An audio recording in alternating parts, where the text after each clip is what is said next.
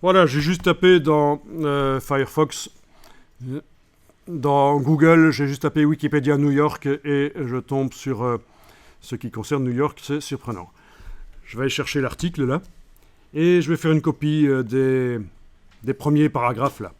Donc vous sélectionnez.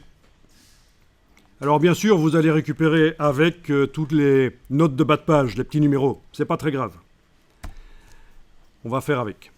Donc une fois que vous avez sélectionné le premier paragraphe, vous allez faire un commande C, puis vous revenez dans InDesign. Alors il y a deux manières de placer du texte dans InDesign, soit par copier-coller, soit par importation d'un document Word. Ça peut être intéressant pour récupérer tous les hyperliens, notamment. Les hyperliens.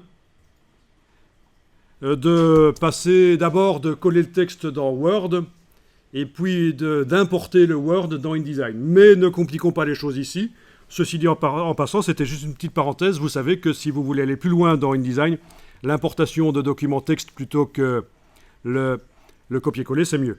Alors ici, on va coller, voilà. Dans le premier bloc, là, on colle. Bien.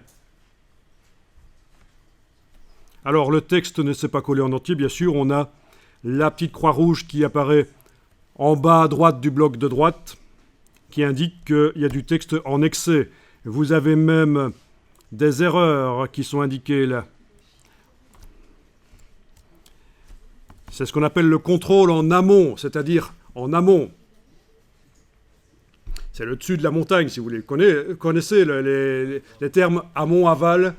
Le contrôle en amont, ça veut dire que avant d'imprimer, on vous dit qu'il y a des erreurs. Ça fait des tests tout seul. Et les erreurs qui sont là dans le document, c'est juste du texte qui déborde de blocs. C'est pas grave, dans un premier temps, on va pas s'en occuper. Ok, parfait. Alors, on va retourner dans le navigateur web et on va aller chercher autre chose. Bon, cette fois-ci, j'ai juste tapé États-Unis dans la recherche Google, Wikipédia États-Unis, je tombe sur les États-Unis et je vais prendre les premiers paragraphes de cet article. Voilà les 3 premiers paragraphes. Je retourne dans InDesign et je vais coller dans le bloc texte qui se trouve ici. Là, on a un bloc texte à 3 colonnes. Mais enfin, techniquement, ça va marcher. Voilà, on colle. Donc, je vous avais dit, hein, normalement, vous n'êtes pas obligé d'aller aussi loin pour le cours ici, pour le début. Des blocs texte qui contiennent plusieurs colonnes. Mais voilà, il se trouve qu'il y en a un ici.